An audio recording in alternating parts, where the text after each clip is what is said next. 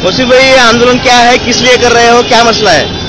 महाराष्ट्र राज्यामध्ये वक्फ मंडळाची अवस्था या गाढवासारखी झालेली आहे। वक्फ बोर्ड गेली 2 वर्ष झाले याला चेअरमन यांनी दिलेला नाही।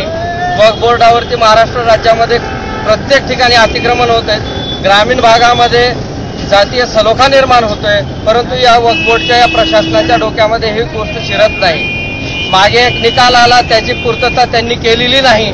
त्याच्यामुळे त्याच्या निषेधार्थ आम्ही हे गाढवाचे एक प्रतिकात्मक आम्ही एक तयार केलेला आहे। आणि अधिकाऱ्यांच्या या महामंडळावरती गाढव असे अधिकारी बसलेले आहेत। त्याच्यामुळे आमची मागणी अशी आहे की चेअरमन लवकरात लवकर नियुक्त करावा, संचालक मंडळ लवकरात लवकर नियुक्त करावा, अशी आमची मागणी।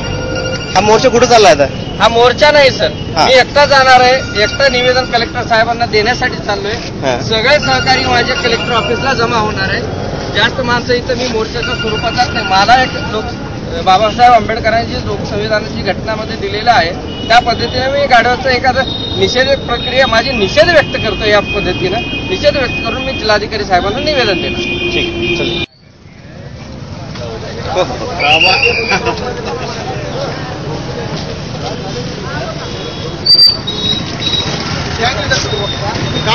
बघा, विचार त्यांना।